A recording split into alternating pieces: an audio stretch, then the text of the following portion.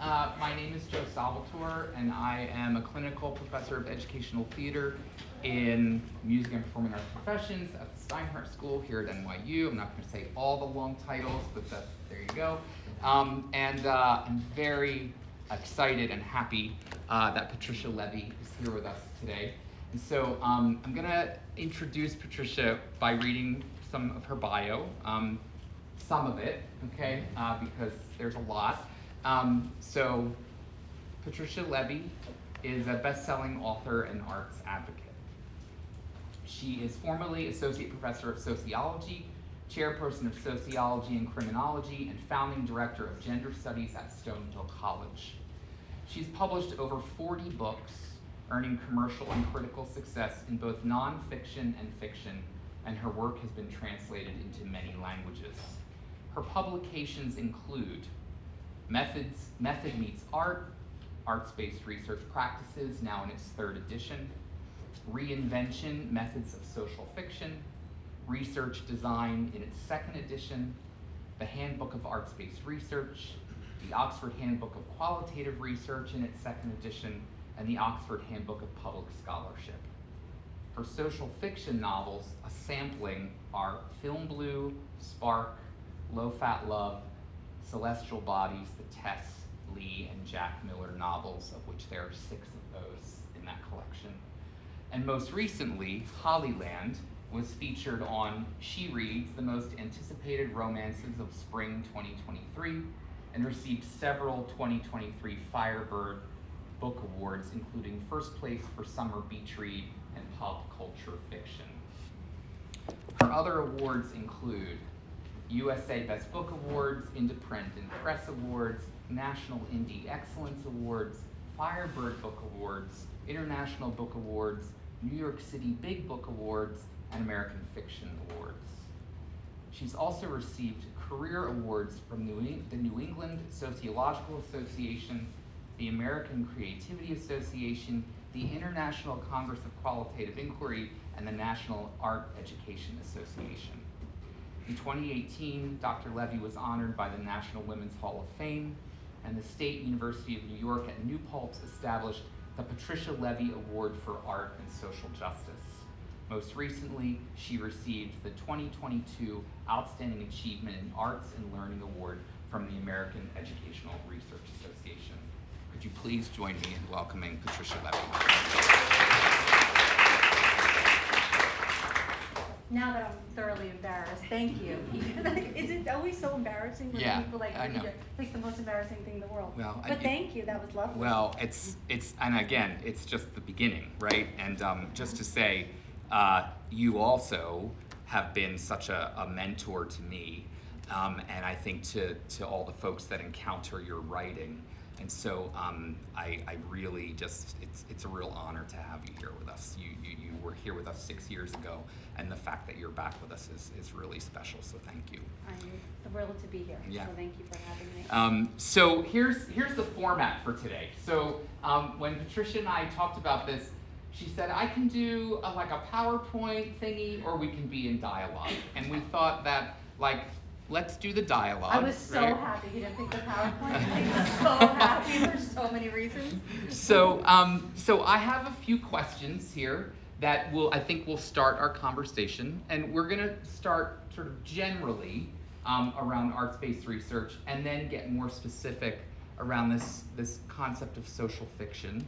And then we're going to throw it open to you, all right, with questions that you may have. And just to say, you know, the group that's here in the room comes from a variety of disciplines. So educational theater, drama therapy, art therapy, music therapy, international education, counseling psychology, music technology, engineering, and rehabilitation sciences.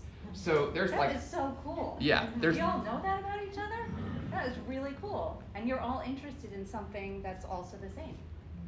So I think there are lots of interesting directions that we're going to go in, right? So we've got about 90 minutes, so let's see where we land, okay? So Patricia, the first question I think maybe to begin with is that you know, we heard you trained as a social scientist, and so how did you Screw it up? No. How did you become the arts-based research person, guru, scholar? Okay, so it's a combination of not being brave when I was young and then being bored when I was older. So I've loved the arts my entire life. I mean, just the way many people do. I just always loved the arts. I started taking dance classes when I was 5. My mother is a painter. I have other artists in my family, so I spent a lot of time in art galleries and museums. I mean, I'm staying in Soho right now while I'm visiting here, and I love it because it reminds me of being there in the 80s. And I met Keith Haring, like he signed a poster for me. I mean, it was just, I didn't understand what that meant at the time. I still have the poster though. And I've just always loved the arts, theater, film. I'm a person who can sit in a movie theater and sob my eyes out, or laugh hysterically, or both at the same time. I've loved creative writing my entire life. I loved being read to when I was young. So I just always really loved the arts. And I'm sure had I been braver when I was younger, I would have pursued something in the arts. I took theater, which I absolutely loved, and I actually started college as a theater arts major, because I was actually a really bad student, and it was the only way I could get in at that point. And so, and I turned things around in college, but I was a bad student. That is how I got into school. But I really wasn't brave enough. Like, I really did want to sing in the arts. My fondest dreams, I wanted to be a novelist. And I think to do anything in the arts just takes a certain kind of courage to put yourself out there in a way that you don't have to do with other things. And there will absolutely be rejection, there will absolutely be critique, and no matter what level you get to, if you get anywhere, those things will still happen. And it can be very hurtful. I mean, and if you're an artist, you're probably a sensitive person to a certain extent. I certainly am, and so it can be hurtful. And my young self didn't know how I could handle that sort of path. So when I was in school, I backdoored my way in as a theater major. I ended up taking a sociology class because psych was filled, and I didn't even know what sociology was. But someone said it was easy, and I was like, okay, I'll take that. And it was not easy, just so you know. But I loved it. I just loved the concepts and the ideas and studying how society works and how our lives don't just happen in a vacuum and how they're impacted by the larger culture we live in. So I ended up changing my major, and then I just sort of powered through, and I got my bachelor's, master's, and PhD in sociology. And I was doing sort of the traditional research I was taught to do. I was doing mostly qualitative interview research, but I was presenting at conferences, and I was publishing journal articles. That was the only thing I knew how to do. And I had been interviewing women over the years about their relationships, body image, self-esteem. I mean, I think interesting things that a lot of people would be interested in. And one day I was sitting in my office with early tenure and a very impressive CV to other people, and I had this, like, we're being recorded, I feel like I shouldn't say anything nuts. I had a holy shit moment where I sat in my office. I mean, I don't work here, so. I'll take the blame. So, but I really did, of like, this is it. Like, people were like really impressed with my career at that time, my academic career, and I was like, is anything I'm writing any good? Just like, anybody read this stuff? And I really wondered, and I was getting all these accolades for it, but I really wondered, like, is this like worthwhile? And so I started to think about traditional academic research, and does it circulate outside of the academy? Does it have a real impact in the world? Was my work having an impact? Would I want to read my own work if I wasn't forced to? And like, I came up with no, were my answers. Like, nobody's reading this stuff. In the social sciences, humanities, and education, most articles have an audience of 3 to 8 readers. Okay? 3 to 8 readers. You could spend 6 months to 6 years on the work for a journal article. And the 3 to 8, I actually think is like greatly overestimated, because, I mean, first of all, they count the author and the editor among readership. You're counting yourself as one of your readers. I mean, that's a desperate system, like grasping at straws. And so, and even for those few articles that do get out there and have a real audience, they get out there within the academy. So you're still speaking to your peers. You're not speaking to anybody else. And so I just got really, really frustrated. And I thought, do I want to spend the rest of my life doing this? You know, probably not in this way. Is there another way? And I was lucky at the time. I was editing a book with a mentor from when I was in grad school. about emergent research methods. So, which sounds really boring, but actually it worked out pretty well for me. It was like basically like innovative ways to do research. And so I started seeing there must be something in here. Somebody must have come up with something better than what I'm doing. And I started stumbling across all these things that I later learned were arts-based research. I didn't see that term, I didn't know that. To this day, I have my old original files in my office. They're all labeled creative methods, because I didn't know there was a term. Eventually, I learned the term was arts-based research, so I adopted that, and it immediately clicked. And my entire life experience of not only loving the arts, but understanding what they can bring to your life, the things they draw out in you, the emotions, the resonance. The reason I can sit and cry in a movie is because you relate to something and it touches you, or you see somebody else's life in a new way. And so it just immediately resonated, and I was like, well, lots of people like to spend their time in the arts. Like, people actually elect to, like, for their leisure time to do this. Nobody elects to read a journal article. This seems like a good idea. So I just started reading everything I could. I started dabbling. I started turning my interviews into poetry. I am not a poet, it turns out. Poetry is an amazing skill and craft, and one I have not properly learned. So I ended up writing my first novel because I thought, well, maybe I could do creative writing. I always love that. I didn't know what I was doing with that either, but you learn as you go. And so really it was a combination of being frustrated, not reaching public audiences, and knowing there was no potential to ever reach public audiences, and going back to this thing that I always loved. And so in some ways I'm kind of glad I wasn't brave when I was young, because I have so much more to write about now that I did pursue sociology. So I think for me that was my path. I think everyone's path is different, but nothing's wasted. Because I've had some friends who knew I loved writing when I was young, and they were like, don't you wish you did this 20 years ago? And I'm like, actually I really don't. And it doesn't mean I don't see other ways my life could have happened, but I don't regret it, because the things I learned, and they gave me things to write about. And I think that every artist puts their own stamp on their work, and that comes from you and your life experience. And so nobody else can do what you can do. Like, absolutely nobody in this room can do what you can do. And so I feel like part of what I can do and the way I write comes from that background. So that's my journey to get here. It's great. And so it makes me think about, the last large handbook that you did, that you edited, was the Handbook of Public Scholarship, right? The Oxford Handbook. Well, yeah, I'm not supposed to talk about this, but that's not, yes, that you're aware of. But we're doing a second edition of the Handbook of Arts-Based Research right now, which you know about that, so now we'll share that. Yeah. So I'm doing a new one. But yes, that was the last. Yes, and I guess what I was thinking about as you were talking there is that it sounds like part of the reason that you moved towards arts-based research is because there's kind of like a democratization or an accessibility to what you're doing that is not necessarily in what happens when we're publishing in sort of like a strictly academic environment. Oh, completely. I mean, just no question about it. And I've argued with so many people about this. I don't know why they argue with me. If you want to write journal articles, write them. That's totally great. It's great to speak to your peers. I understand the reasons for doing it. Sometimes I still even do it. I'm not even an academic anymore. I totally get it. But don't think you're speaking to people outside of the academy, because you're not. I mean, you're just not. They don't circulate outside the academy. Journal articles only exist in university libraries, and only people at universities have access to them. On top of that, nobody else would want to read them. So even if we found a way to give people some sort of faux access, because people say, oh, well, some of the journals are online. I mean, it's like faux access. What normal person outside of the academy knows that these journals exist and would start searching them for some article about what? I mean, just realistically, people don't have access to them. So if you want your work to reach people outside of the academy, you need to find another outcome. And I'm a really big advocate of more than one outcome for your work. So, for example, if you want to write a journal article, that's awesome.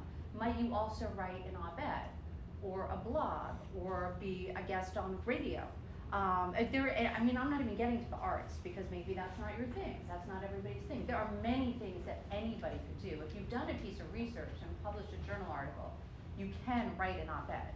You can write a blog. You can do a podcast. And that would be a way of taking that same research and making it accessible. And it would also make you, I promise, a much better thinker and writer, because it will actually be much harder if you're not accustomed to writing in those formats. Simplifying things so that many people can understand them is actually a lot harder. When we're taught to write in academic ways, that becomes kind of easy. But it's a lot harder to simplify it. Like, how do you take, I mean, I've taken, like you mentioned, method meets art. I was like, well, how can I make method meets art not bad? I mean, that is like a whole textbook. People build entire courses around that. People spend a whole semester. And I've done it several times. I mean, you know, look, obviously every detail that's in the book doesn't end up in a not-bad. But I picked different things, like this theme from the book, and I'm gonna write not-bad, and I'm gonna use 3 examples, because that's what works in not-bad. I'm gonna have an opener that people can understand. I'm gonna have 3 examples that anyone could understand, and then some sort of closing point to close it out. And I've done that more than once, and so to me, that's a way of making that book accessible to the public. And you know, look, I come from a family where my mother has a high school education. She came to this country as a refugee. English is not her first language. I have a PhD, and a lot of the privilege that comes with that.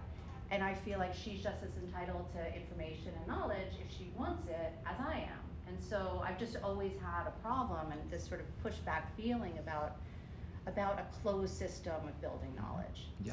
So yeah, I'm looking for ways to share it. It's great. And if you, so related to this, I'm just thinking about method, right? And how do you advise or recommend to artists who are maybe straddling this artist researcher identity, right? Who are starting to use, you know, arts as a research modality, right?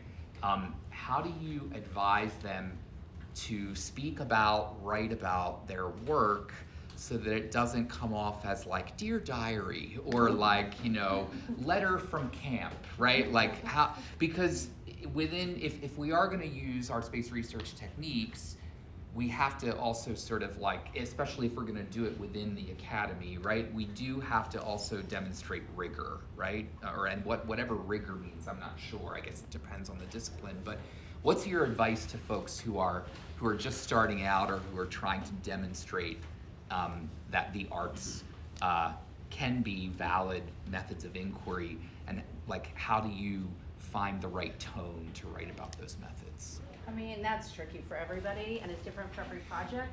But I mean, I have a few pieces of advice. I mean, mostly I would say, first of all, you have to get creative. You already were creative, because apparently you've created something artistic, and that's what we're talking about. How you're going to explain that to others. So if you think you can't be creative in this part, you're wrong. You've already shown you've done the creative thing. Now you need to be creative in how you're going to explain it to people that might include those who are resistant to understanding what you're trying to do. So there are a few different strategies I've seen people use and that I've used that I think work or can work. And the first one is, it's not going to sound like a strategy, but it is, don't be defensive. That's the first one. You're trying to contextualize and explain your work. Think about it that way. As soon as you get into a defensive mode, you are taking the conversation in a way you don't want to go. And if you're trying to get past gatekeepers, which you probably are, because you're probably trying to get through a committee or a funding agency or get a job. I mean, otherwise you wouldn't be justifying your work. So you're trying to get through some gatekeeper. Doing it from a defensive standpoint is not going to be helpful. And I know, because I made that mistake so many times, and I completely regret it. So you're coming from a place that you want to contextualize and explain your work to someone resistant to it, and you understand why they might be resistant. You're not defensive about that either. You get it. A lot of people are resistant to that. It's not unreasonable. So you're going to find a creative way to explain this so they can understand it. So that's the first thing, is we want to be strategic to help you help yourself. There are creative ways you can do this. For example, I had a friend who did his entire dissertation as a graphic novel. And he didn't want to write a big paper justifying it. And this is researched. I mean, if you read this thing, it is researched. But he didn't want to do that. He wanted the art to stand on its own. So he made like several additional pages that were just submitted to his committee in graphic novel form. So through the art, but that explained his methodology. So smart. I mean, so, like, I would never have thought of that. Right. And so then again, he's affirming, and you could totally understand his, I mean, that would pass any methodology test. You could totally see his whole methodology. And so that also affirms how useful the graphic novel form is for communicating information. Mm-hmm. So it served him twofold. Right. And that person is Nick Sousanis, and his book became Unflattening, which is a bestseller, and I'm sure some of you are familiar with it. But I remember being at AERA, the American Educational Research Association conference, when he was still a grad student and he was presenting that work, and he was trying to figure out how to make it work.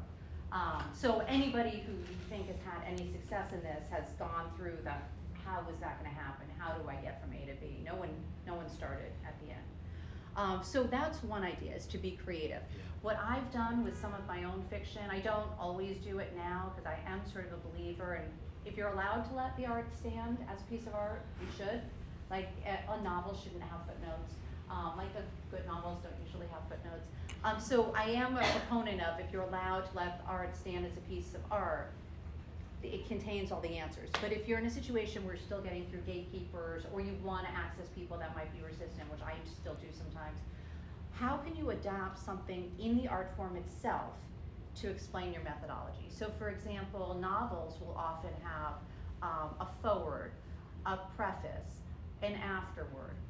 How can you use those differently than a novelist traditionally might, but to explain the research that went into it? And I've done that with several of my novels. I've written academic prefaces, basically, where I explain the research that went into the novel. I did a book with a visual artist. She's a creative arts therapist. She did the visual art, I did the writing. And we wrote a chapter at the end. It's like basically like an epilogue that in discussion, like the discussion we're having now, we talked about how we developed our method and what we did and the research that went into it. Anyone who reads these things will see it's clear as day what we did, but we used the existing structures of that art form and just adapted them to suit our needs. So anytime you go to a museum or an art gallery, which is something that I love to do, so I love coming to New York and getting my fill of that, you'll see that the curator has made notes throughout. I mean, when you walk into a big exhibit, there's usually a big poster. That poster is basically telling you what you're about to see. It's semi-interpreting it for you. Sometimes I don't read them. I read them after because I want to interpret for myself. But it's giving you information about what you're going to see. It's putting it in a context. It's telling you why this person in this moment, in this place, was important. And that's what the curator notes do. You can do the same thing.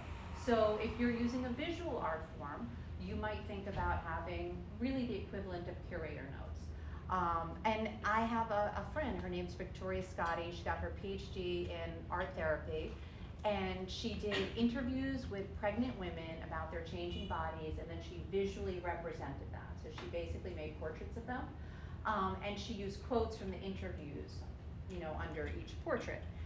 And it was really amazing. I went to see it, and she had basically like curator notes. And if you read like the curator, I mean, you would understand everything she did as if it was a written dissertation. But it wasn't. It was portraits that she hand drew with quotes, basically. But you would understand everything from those notes. So if you can try to use something in the art form. Now, if some people will find themselves in what I call like a worst case scenario, where like if you don't have a million citations and parenthetical, blah, blah, okay, I get it. So if you're in that situation where if you don't have that, you're not getting past these gatekeepers, then have the artwork, whatever that is, and do a write-up. And that's just something you do at that stage in your career and in your journey. It doesn't mean you have to do it forever. I mean, there are times when I would have done that. Now I don't, because I don't have to, but there's nothing wrong with doing it if you have to. So it might be like a Dear Diary thing, but if that will satisfy the committee, so what? But my advice is to not intersperse it with a piece of art and water down the piece of art because you're afraid to let the piece of art be what it is. Have it in addition to the piece of art. So you have like, say you're writing a short story and that's your thesis. You have the short story, and then you have the discussion, reflection, whatever you want to call it. I've seen people try to like intersperse them, which I think it's just fear-based because we're so used to like, no, you have to put the citation in the thing. It just, it ruins the piece of art usually. And I don't actually think that persuades people who aren't really keen on this piece of art anyway, that it's a great piece of art. Because one of the criticisms always is, well, if it's research, it can't be good art. I mean, that's always one of the criticisms. It can't be good. So why would you do like bad art? Like, why is that useful? So there's all these assumptions that come into it.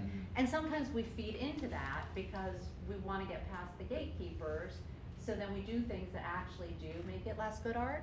And I've done that myself and just learned that lesson. So, you know, find a way. And also, you know, there's no reason a method section, even if you want to write a journal article, there's no reason a method section had to be, you know, I did this, and then I did that, and then I did this. I mean, you can actually write a narrative. Like, we can write well and use literary writing, even when we're writing in prescribed ways. So I think there's also, you know, this sort of feeling of, well, if I'm going to write a journal article anyway, you just say everything you did in sort of the most boring way, and but you don't actually have to do that either. And there actually are some really well-written journal articles. They are not the majority, I would say, but there are some really well-written journal articles, and certainly like people who do autoethnography, which is, you know, where they're using their own life experience and looking at it in a larger cultural context. A lot of those people take the craft of writing really seriously, and they write journal articles, but they are really well written. And even if that's not what you do, you could read how they do it and how they talk about their methodologies, just to get ideas about how you might apply that to your work. Did I answer your question? I barely remember your question now. No, you did. You did. Question for you about, you know, when we're working in the arts, sometimes the lines become more blurry around who a participant is, what a participant is doing. We might work in a really relational way with participants, like let's say in a theater process or a music making process.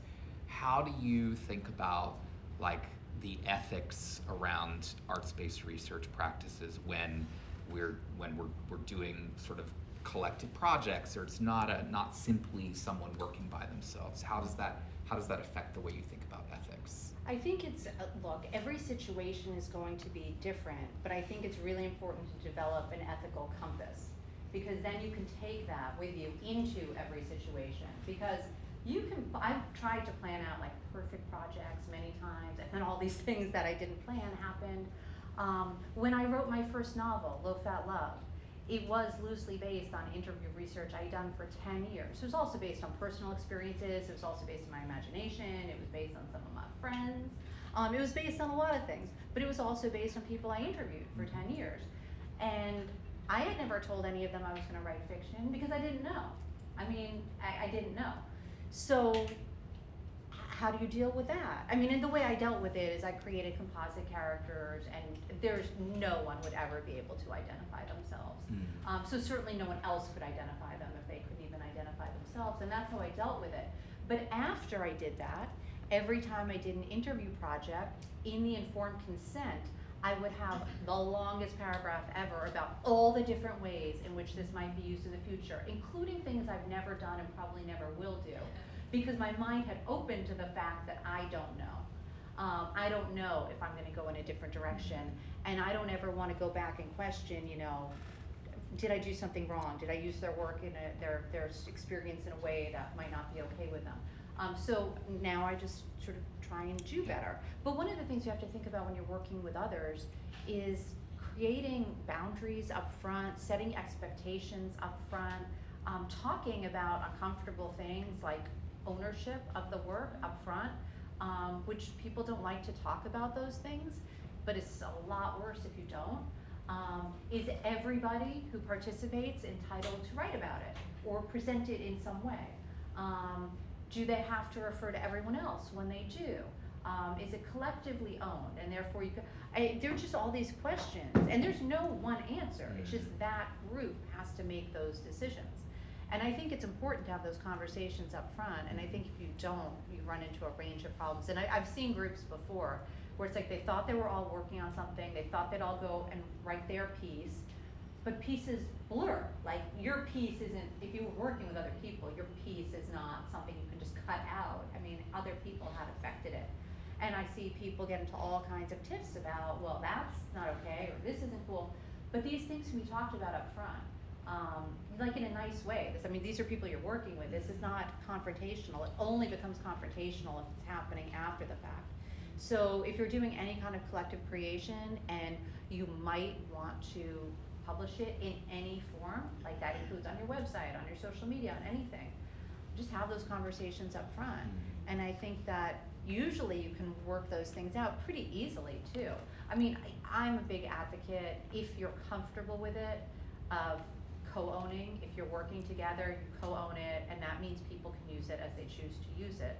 I'm not saying that's right for everyone, every project.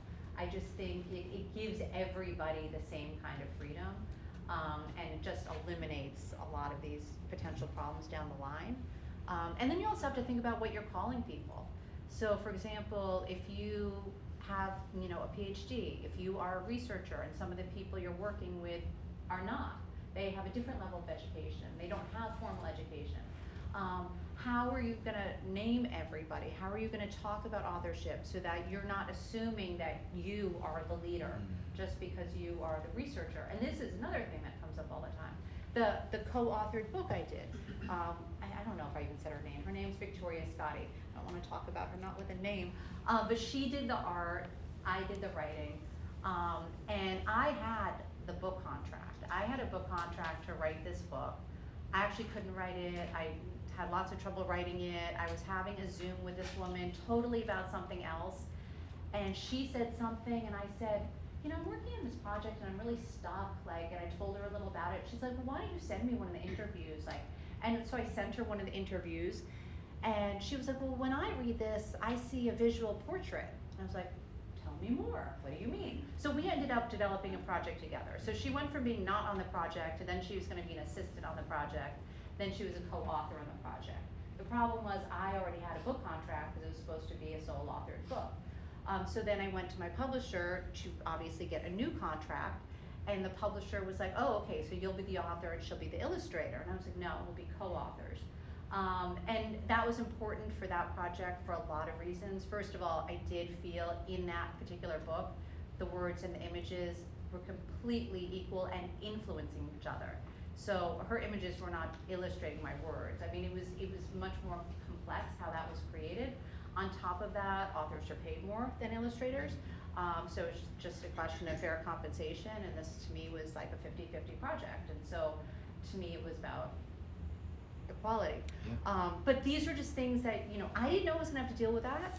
It came up, and so I drew on the ethical compass I already have. And I can tell you from experience, she was a grad student at the time too. And I was, a lot further in my career at that point. And I know from experience that there are a lot of people, she would have been fine if I had listed her as an assistant, not even on the front cover of the book. She said it to me many times.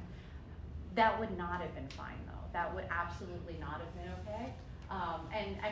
It's just not okay for what she contributed to that book, which was literally half the book. I know a lot of professors who would have done that. You have to develop an ethical compass so that you are not that person, and so that when you are in these situations that you didn't know you'd be in, that you know what to do, because every situation is going to be different. But just think about it up front. If you're creating with other people, even if you're doing a study by yourself, you think you're going to write your thesis, and you think out of that you're going to write a journal article or a book or whatever it is you think. Think a little bit more broadly when you talk to your participants and you get their consent, just about possibilities. You can say, I think I'm going to do these things, but it's also possible I might represent this in some way on the internet, on social media, on whatever it is you might do in an artistic format. So you avoid the pitfall if later down the line you get some great idea, you avoid this, oh, is it okay if I do it? Because you already sort of cleared it that you can do it. So just as you're saying all this, I'm thinking as artists, we think about okay, the product is here, and then what do I have to do what are all the steps to get there, right? You're basically saying the same thing about thinking about the ethics, thinking about the method, thinking about writing about the method. It's what are all the steps that I need to take in order to get to this place, whether it's honesty, ethics, or the method.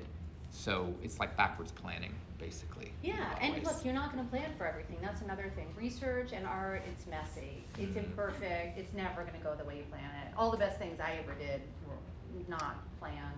They were plans that went awry, and then so I figured something else out, and then something good happened. Yeah. If I got lucky. Yes. And if you keep working at it, you get luckier. But things are messy.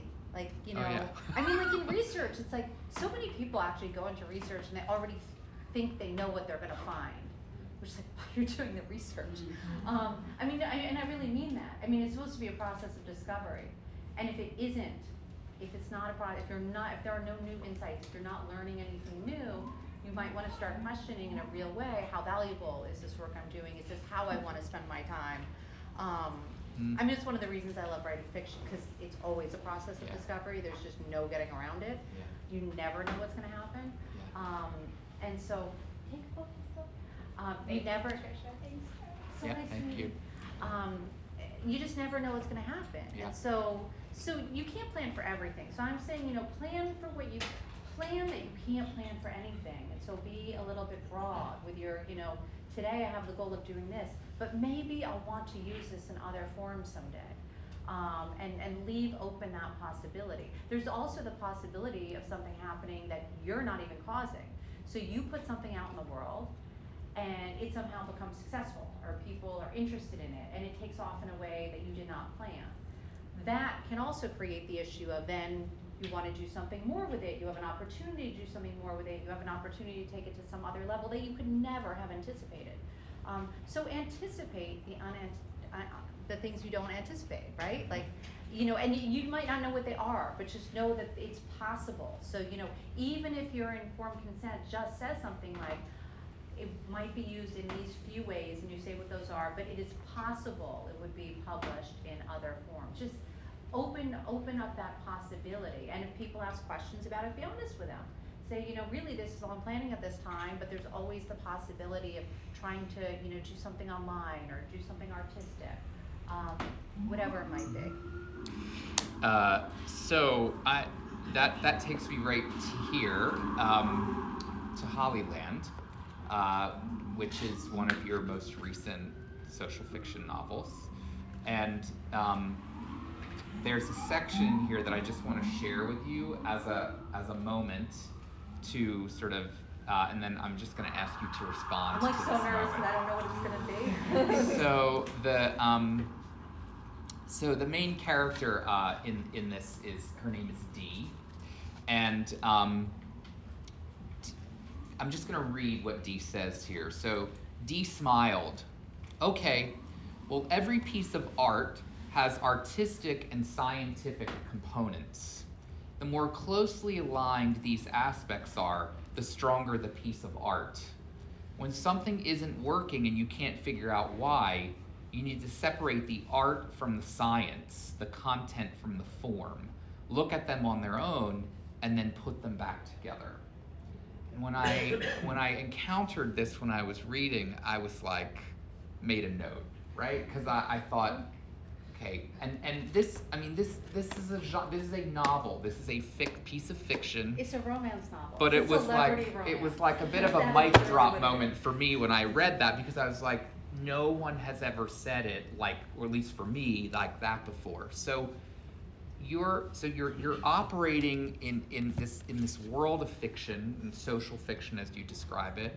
And so, like, can you talk about how that world, right, like this genre of a romance novel, sort of comes together with that kind of observation?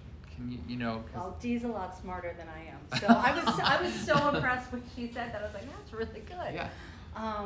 Yeah. I mean, I learned so much from my characters. I know that might sound strange if you don't write fiction, but they really do say things that you don't know they're going to say, and sometimes they say them a lot better than you could. That is just how it works.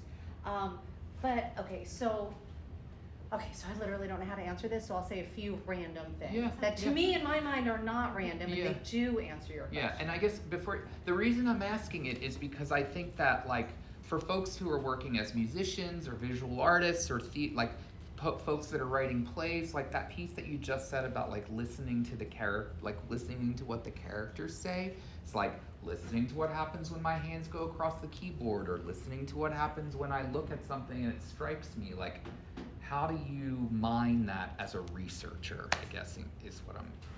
Well, now you added an extra question to I it. I did. So, okay. I have to get to my overall goal, I think, with my fiction, just my personal goal. So, my whole body of novels, I mean, I am trying to create a philosophy of the arts, but I'm trying to tell it through fiction. And so a lot of people don't know that, because I don't talk about it, because I want the novels to stand as novels. But if you read them all, which I don't expect you to go and read 50 novels, but if you read them all and you parsed out, like you're parsing out the parts about art, you'd see that every single one has an arts narrative, and they're all totally different, because in each book I'm trying to take a different aspect of arts so that I can, over my lifetime, hopefully create this philosophy of the arts. And actually I'm trying to create a philosophy of love too. We don't have to get into that, but so I'm doing that I'm doing that in all my novels too. So my whole goal has been to do those two things and to take a different dimension in each novel and do this. Now that's just under the surface. I mean, I just get an idea, like I got an idea for that, so I just wanted to write a novel, but then this is part of what happened. Yeah.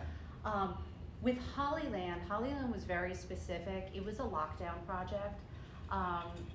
So it was during the lockdown. You all obviously lived that. You know what that experience was like for many of us. So I was, at home, bored, in sweatpants, filled with existential doom and dread, double fisting potato chips, like doing all the things I think many of us were doing. And so I was turned to creativity when things are bad. When things are rough, it's like just my only way out. And so I just started writing. And I write 7 days a week anyway, but usually I write 7 days a week and I do other things. I see friends, I go to the grocery store, I do all the things of life that we all do. But at that time I wasn't.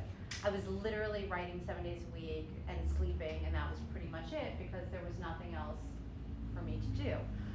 So I wrote more books during the lockdown than I had written in like the 5 years before that. I mean, it was just crazy productive. And Hollyland was the second of those books. I had decided I was only gonna write love stories and they were all gonna be happy, because I was unhappy. So I wanted to mentally escape to happiness. And I've written some books that are not so happy, and they are definitely not love stories. But I wrote those when I was happier, so I was okay writing something darker. But I mentally wanted to escape, because I was super depressed during the whole lockdown. And I just mentally wanted to escape. And it was a time when you couldn't even go within a few feet of people without literal fear you would kill them. So I thought, what would be more affectionate and cozy, like a hug, like a literal physical hug, than writing a love story? So that's what I decided to write. And before I wrote a single word of it, I got the news that my elderly father, who is my #1 person in the world, had COVID. This was way before the vaccine. He also had cancer at the time, and he's very overweight. So all the risk factors. He had a really serious case of COVID. For sure, it seemed like a death sentence, like 100%, thought he was gonna die. I live in Maine, my parents live in Florida. There was no way to get there during the lockdown. So I absolutely believed that my #1 person was gonna die, and I was never gonna see him again. So I decided to write him a letter, everything that he means to me and how much I love him, and I sat down to write a letter. And it turns out I'm not a good letter writer, but I know how to write a novel, and I had already decided I was gonna write a romance novel, and I just started writing. And I mean, I wrote that in maybe a couple weeks. It's like I wrote it, I did nothing else but write this book, the first draft of it. There have been many drafts since. This is a better version. But I wrote it literally day and night as a love letter to my father. And so I needed really fast inspiration. And this is where discipline comes in, because maybe we'll talk more about writing later if people want to or not. But I couldn't have done this 10 years ago, because I wouldn't have had the skills to. And I had written many books, but I wouldn't have had the skills to quick inspiration. I need to write a novel today. Today, my father's gonna die. I have to write this now. I developed the skills over many years just by the discipline of sitting at my computer when it's hard, sitting there when it sucks, sitting there when it's not fun, sitting there when I don't feel inspired. And doing that gives you the skills to be able to just write. You can just play a song at the piano, whether you feel inspired or not. Yeah, it's better if you're inspired and you're gonna have more fun, but you can still do it. So I just sat there to write, and so I came up with a character of Dee. She is not me, but we do have a lot in common. So she is an arts researcher. So she has the same arts knowledge, whatever that might be, that I have. And she has a very close relationship with her father, who's named Lou, because my dad had 2 Uncle Lou's, who were his favorite uncles. And I won't bore you with all the details, but like he's on every page of this book. And he's the only person who will ever know that, well, and all of you now. But he's on every page. I mean, every name in the book is something from his family history, where he's from, every food, I mean, everything. And most importantly, he's the most optimistic person I know. I am not that kind of person at all. I have a healthy dose of pessimism, skepticism, all that sort of stuff, sarcasm, you name it. He's just like, the glass is, you know, half full, it's overflowing, everything. I'm like, the glass is shattered. But so we're different in that way, but he is the most optimistic person I know, and I was like, I'm gonna write the most optimistic book I can to celebrate who he is. Like, that was gonna be the love letter. And so I started writing, and I literally just thought I was writing a love story, and I didn't even know until I finally stopped and I went back and read it, that the entire book is about the arts. Like, the entire book. I had no idea. And I really, really mean that. Well, it turns out, one, when you're strapped for inspiration, you turn to the thing you know the most. That's what I have at my fingertips. I can write about art and science all day, easy breezy for me. Other things are harder. So I turn to something I know. Number 2, there's nothing more joyful to me than the arts. Like just the hope and the joy and the connection. And so I guess somehow, subconsciously in my mind, when I wanted to write something optimistic, that made the entire book about, and so it's literally. So the book, my father is alive and well, just so you all know. So I finished the book, I sent it to my copy editor, who's a friend who I've worked with for 10 years. So I was like, please do me a favor. I don't want the last thing my dad ever reads that I wrote to be crap. Like, please do this fast. She did. I overnighted it to him. He read it. He loved it. He's alive and well. He's read like 5 more of my books since then. So I wanted it to be this sort of optimistic, joyful thing, and that created this like narrative of the arts because we draw on what we know. And when I went back to edit it many, many times and then get feedback from people, and this version is not the version that he read, although it's actually pretty close, but it's not the version, that's when I started the fine-tuning of those moments. So that's when I go to those moments and I'm like, how would Dee, sitting in this restaurant, explain this to people who know nothing about this, and this is gonna, like how would that happen? And so she uses a salt shaker to like explain the relationship between art and science. I've never actually done that, so that doesn't come from life experience, but I started to think about, you're sitting at a dinner table, what's available to you. It's a process of discovery. If they weren't at a dinner table in a restaurant, if they were somewhere else, there would be a different metaphor in that chapter. I'm sure there are others that would work. I don't know what they are, but I'm sure I could come up with them if I needed to. I had a table available to me, so I literally had like bread, salt, and pepper. So I made a salt shaker work. But it's a process of discovery. And you don't even know sometimes, you don't know what you've done until you've done it. And even without, like that's sort of an extreme example, Hollyland, because of this way in which I wrote it for my dad and in this crazy vacuum of not leaving my house and wearing the same clothes for 2 weeks. And so that was unusual, but that being said, with every single novel, there's always a process of discovery. I never know what's gonna happen. Even when I have a perfect outline and I know the very last words of the book, like I know the whole thing, like a movie playing out in my head, but I don't actually know the whole thing because I don't know every conversation. I don't know every scene. Like I feel like I know the whole thing, but I know it in like a whirl that maybe gets me to the last line. Then you have to parse out like those scenes. And that's the best part because people say things you didn't know they were gonna say. And all of a sudden you're building a metaphor or you're building symbolism or you're building a theme in a way that you're not smart enough on your own to do, but somehow this process elevates you to that moment to allow you to do that. So it's just an amazing process of discovery, which is why I'm still in love with writing. Yeah. I mean, every novel I've written has happened differently. Never happens the same way twice. And I plan to like do it the same. I've written series, like you mentioned one that's 6 books.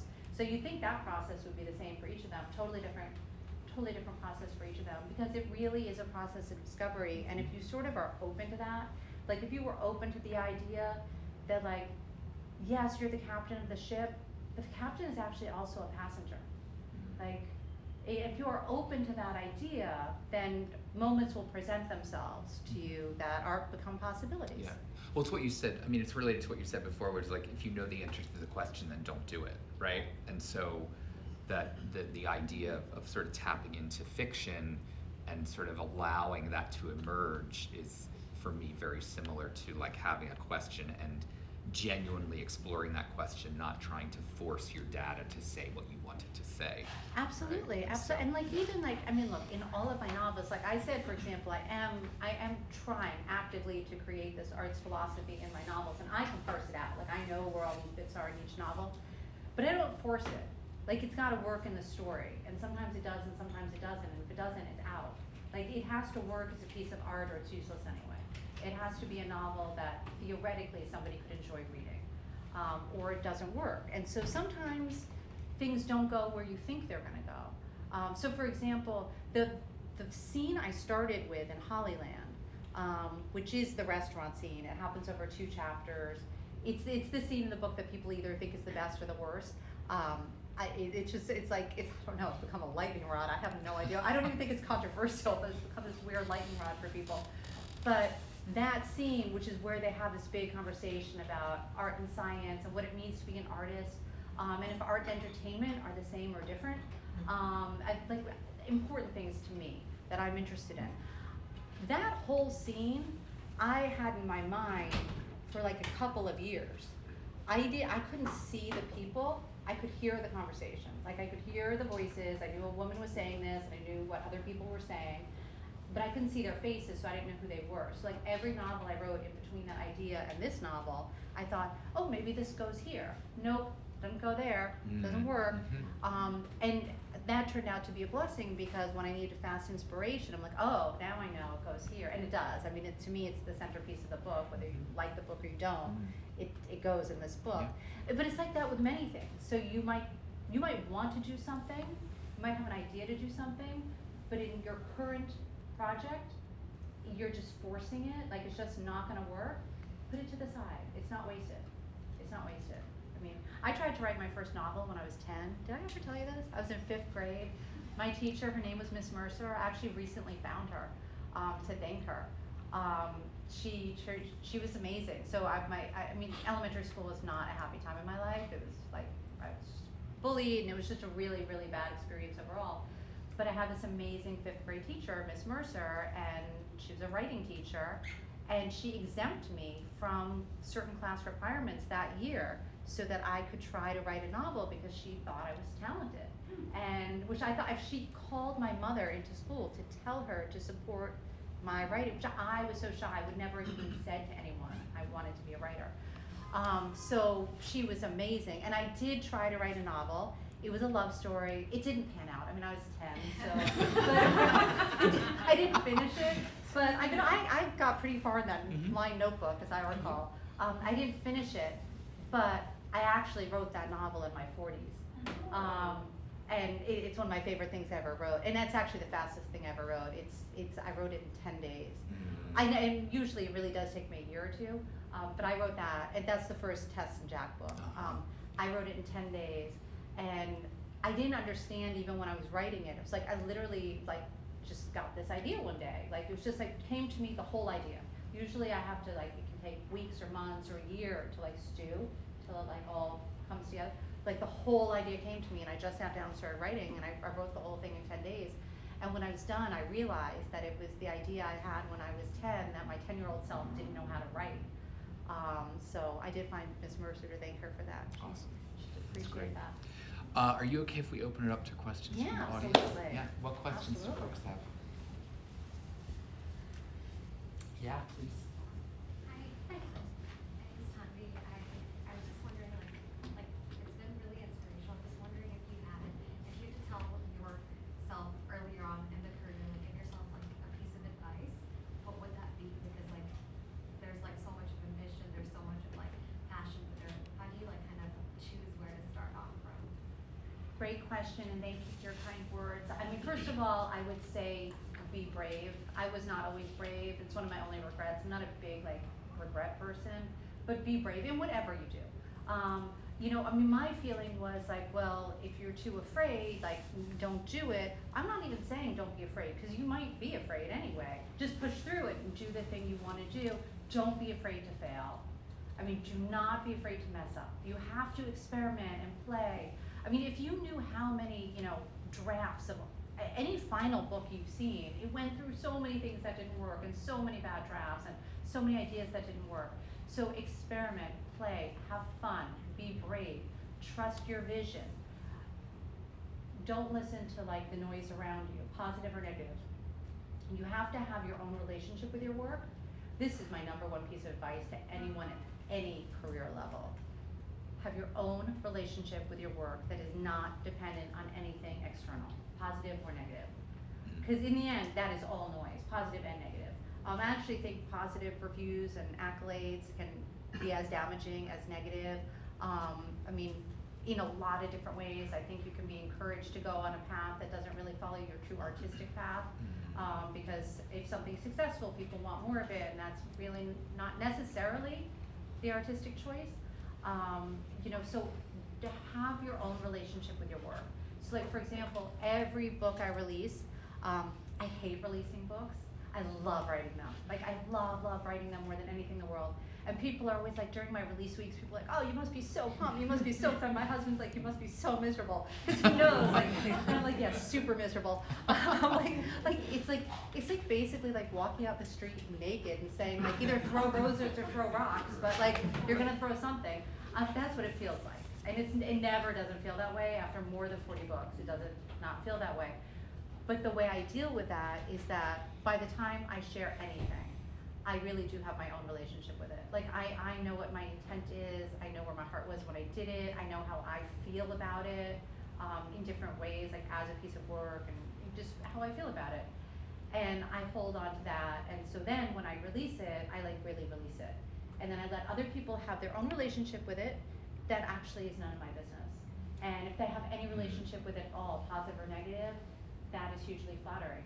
And so I just try and take it that way. So develop your own relationship with your work, which is, it's really, I think it's really hard to do. At least it was hard for me.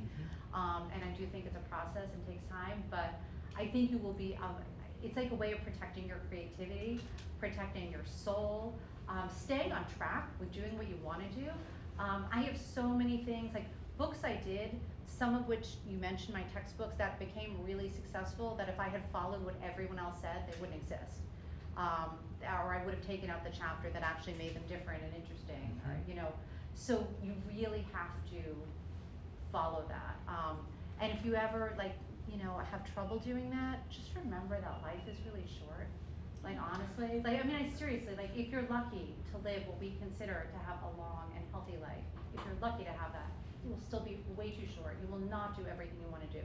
So how much of other people's noise do you really want in your head if you feel passionate about something, if it's something that you want to do? I need to get a T-shirt with that on it. Develop your relationship with your, yeah. We all do. Amazing, yeah. All right, let me see what I can do about that. Other questions? Here and then here, going to.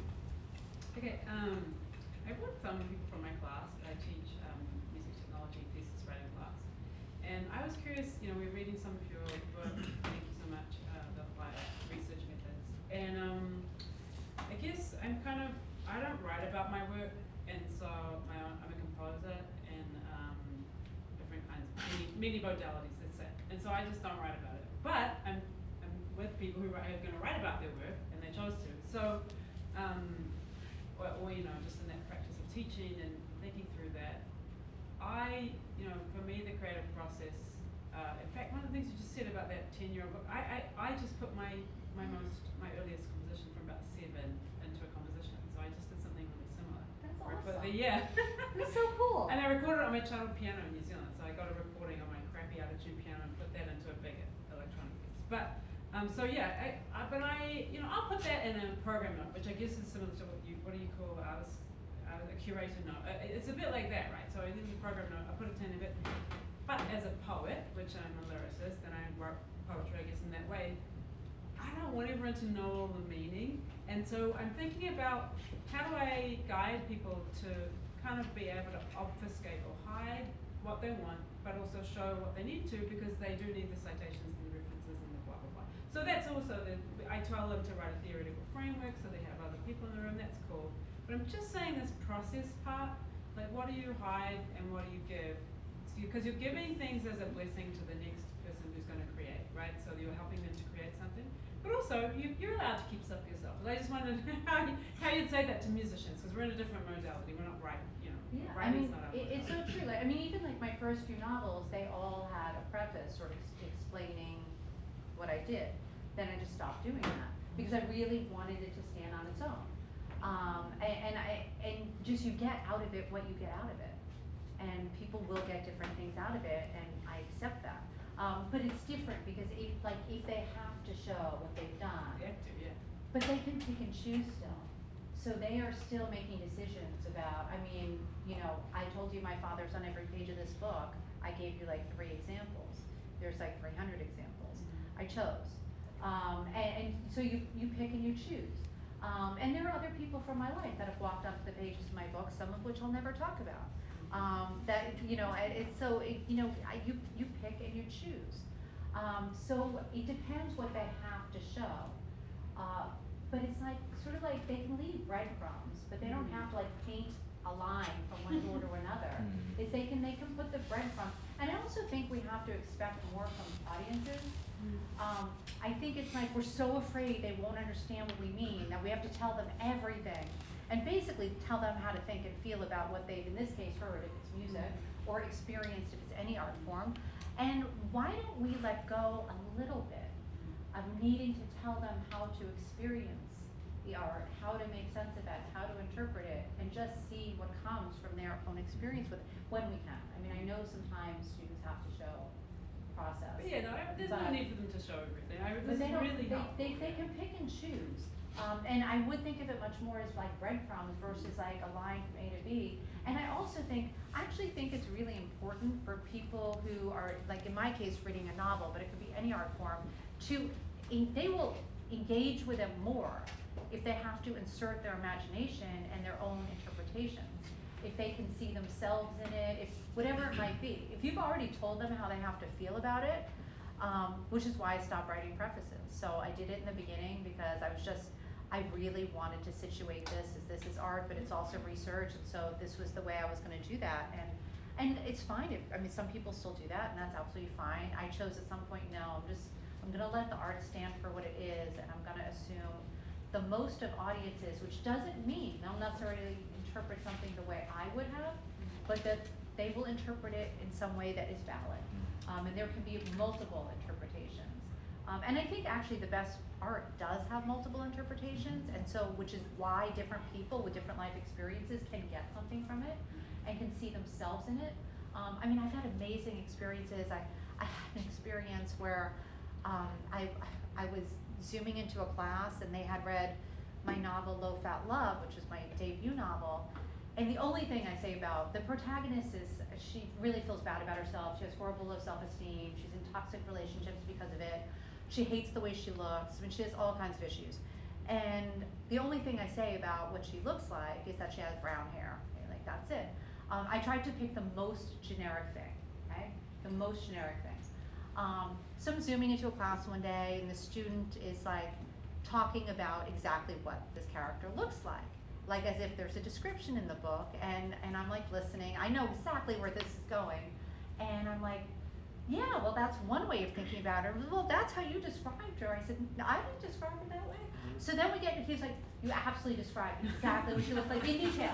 And I'm like, okay, well, we have time, so why don't you find the passage and read it to us? Which of course he can't, because I know I didn't write it. So he's like, but it was, I mean, he was lovely. It was great. He was like, but I was sure that you wrote what she looked like. And I said, I didn't. I said, you did, in your imagination. Which is exactly why I didn't describe what she looked like, because in that book, I wanted especially young women readers to be able to relate to the character and see themselves in the character. And so I intentionally didn't describe her.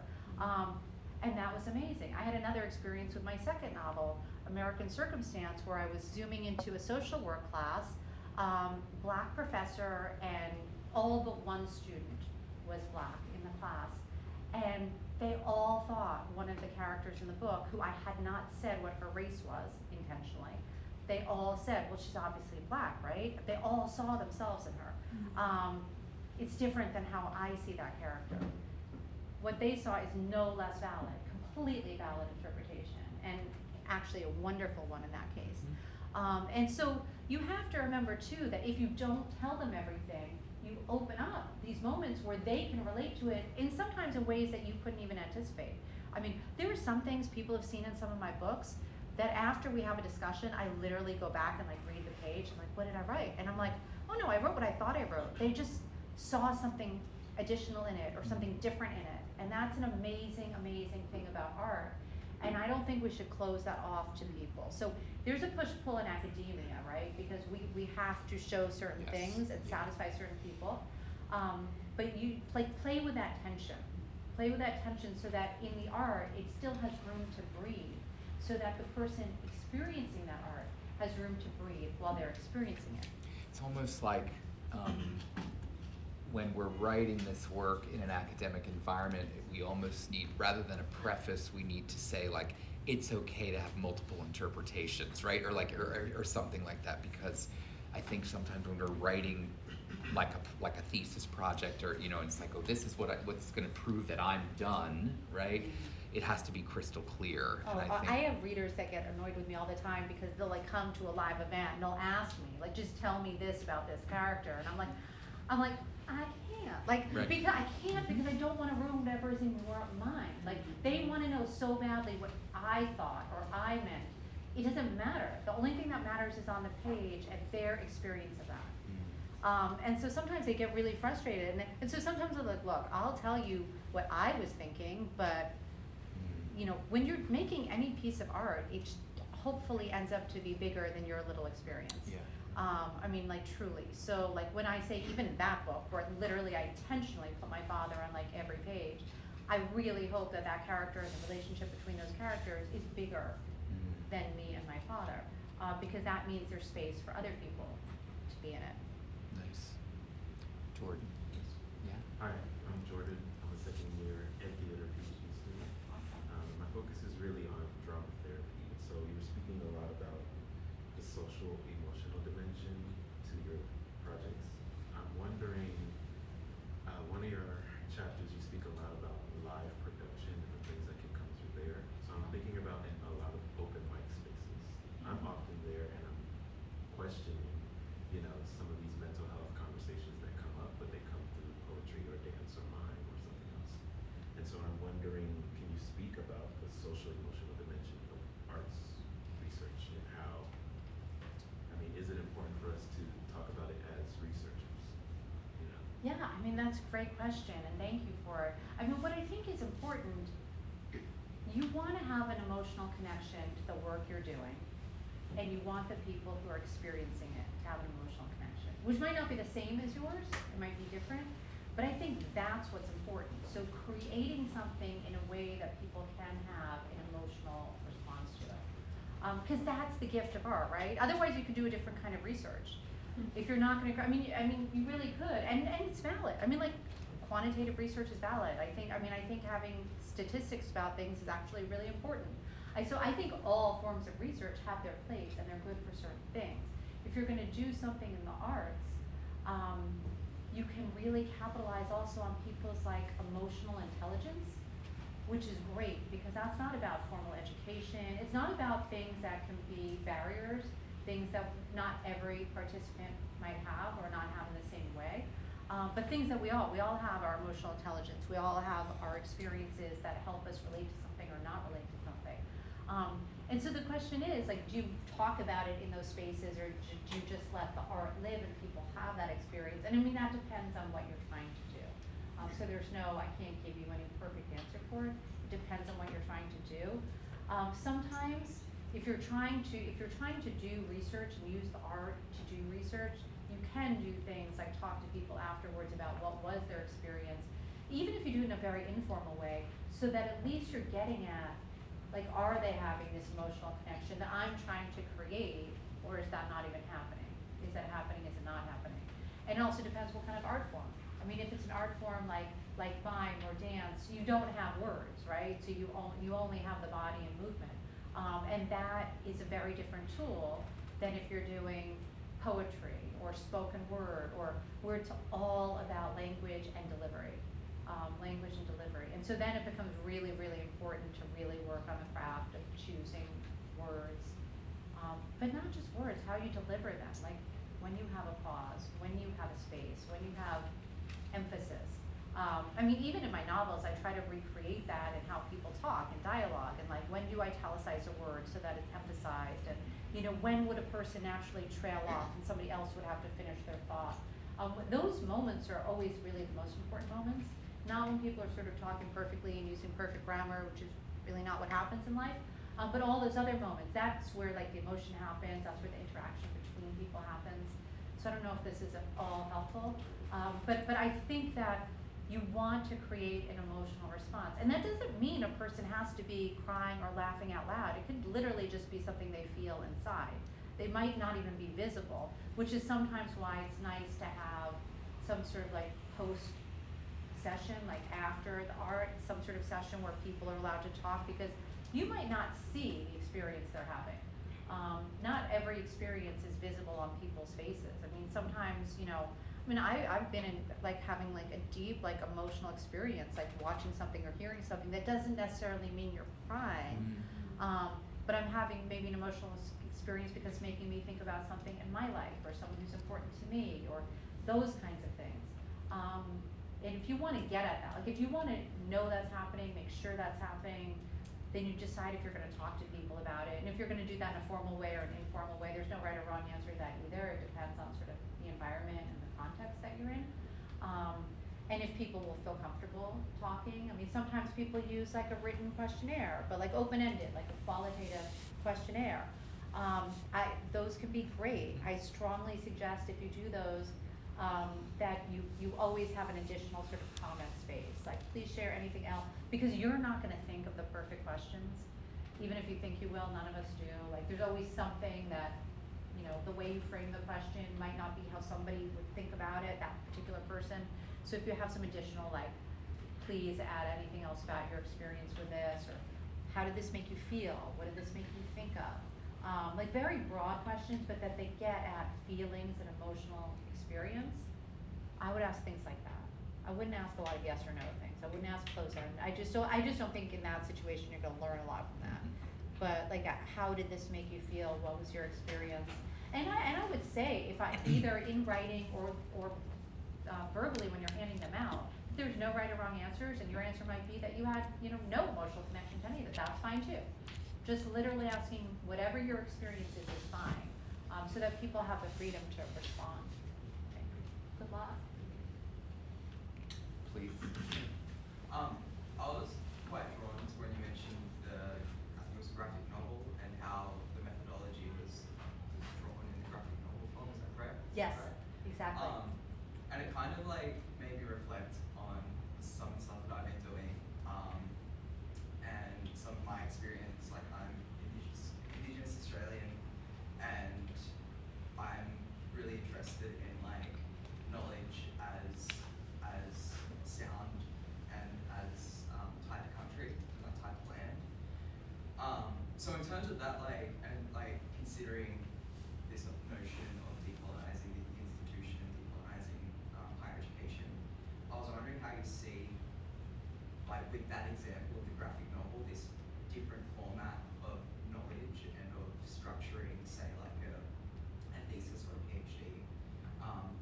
Like, if you have seen more of that making its way into the institution and into research, that's sort of thing. Yeah, I mean, absolutely. I mean, I look, there are more and more and more students doing theses that are arts-based, and that they're doing them from different social justice frameworks. So, I mean, you mentioned one, and that is one that people use, but there are multiple. And I mean, the amount of this stuff, because I'm constantly asked to be an external person on committee. Like, I can't be on every ABR committee. Like 20 years ago it was awesome because there were like 2 and I could do it. But now it's like, no, can't do it. But it's great because it gives me an awareness of how much is happening and the projects that are happening. And I think that there's more and more that's happening. I also think that a lot of people in qualitative research and like up and coming people in qualitative research are using more critical approaches, they're using more decolonizing methods. And I think, and some of those are arts-based and some of them aren't, but I think these things are happening at the same time, and that what that is doing is changing the research landscape and is changing what counts as knowledge in academia. Because outside of academia, of course, right, we know these things count as knowledge, but inside it becomes codified in a very different kind of thing. But I think there are huge changes. And I can tell you this, like, from when I wrote the first edition of Method Meets Art, it came out in 2008. I was probably writing it in like 2005. To when I wrote the third edition, which just came out like a couple of years ago. So different. I mean, it's like, I could not, when I was writing that first book, have envisioned what has happened in that short amount of time. I mean, truly, in my wildest dreams. It's unbelievable. The number of conferences, journals, journal special issues, literary magazines, all devoted to this. People getting tenure, people doing theses, people dancing their entire theses, people doing a hip hop album as their entire theses. Not one person, not one standout star, like people doing this stuff. That doesn't mean they don't have pushback, that doesn't mean there's not institutional issues, so I just want to be clear, it doesn't mean that some of these people don't have real challenges where they are doing this. But there's so many people that are doing it, and there's so many people that are using more traditional qualitative methods like interview and ethnography, but they're applying these like power sensitive, really, frameworks, all different sort of critical frameworks in ways that it is just normalizing it rapidly, and I think that, the naysayers, I really think the people that are really resistant to this stuff, I think they are really going to end up sort of on the margins, which I think is kind of fun. I don't want anyone to be on the margins, to be clear. I actually think there's room at the table for everybody, and we can pull up more chairs. But I do see this like real shift happening, and I think that that's exciting, because I think that any people who hold on too tightly to the idea that there's only one way to do something, whether that's in research or in society, that is terrifying to me. That should be terrifying to everybody. To the people to whom it's not terrifying, I'm afraid for them and of them. But I just think these things are changing. I think they're changing, and I think the more that people also do transdisciplinary research, cross-pollinate, work with people in different disciplines, the more all that happens, the more it changes. So it's not just ABR, it's not just decolonizing methods, these things are huge, but it's multiple things that are happening at the same time. And I think that's awesome. And there are some places now where you have to show the impact of your work. Like you literally can't get tenure, you can't get promoted unless you show impact. Which is very hard to show with journal articles, because they actually mean like readers, like people being affected. It's really hard to show that. So people are doing different things than they used to. It's great if people choose to do those things. In some cases, people are sort of being coerced to do them, but it's still moving the needle. Yeah. It's why people are doing open access, and so they can show downloads. It's why all of those things are happening, and I think that's great because it leads to more possibilities. It just leads to more possibilities, and I think it makes it harder for gatekeepers to have such a closed system.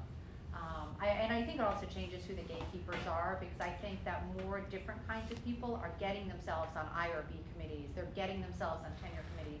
I mean, like I think when I started in academia, it seems like forever ago, like decades ago, and it was really different. There was like a very certain type of academic that wanted to be on those committees, and it was the very people who want to maintain the system as it exists. But we let those people stay on those committees because we didn't want to be on them. And so that's just part of it. But that's changing. There are a lot of people who, it might not be their first choice to spend their time on that committee, but they understand the bigger picture of it. And so I see a lot of that happening too. I see it in all the major professional associations, like you look at ARA and ASA, so whatever your discipline is. And I see like who are on the awards committees now. And gee, let's look at which books are getting recognized now. It is different. There are major changes happening. So it's not a perfect world yet. There is a lot of work to do, and people at some institutions still have a really tough time, but I definitely think that the trend is so positive in many ways for people who want to do work that's more inclusive. I feel like that's maybe where we should land the plane. That felt really good to land the plane right there. So really quickly, over here on the table you've seen folks, you all get a copy of one of Patricia's books, so please pick one up as you go. If you want to talk about quickly about Location Shoot, we talked a little bit about Hollyland. Location Shoot is your most recent. The Location Shoot is actually, it's my favorite of my books. So, which I guess I shouldn't say that, we only have enough for half the people. Wait, it is though, I mean, I've written over 40 books, that one's my favorite, at least of the ones that have been published and are out. It was another lockdown project, it's what I wrote after Hollyland. And it's okay, so a group is going to make a film in Sweden, and they're gonna spend 3 months living together in an inn in the middle of nowhere.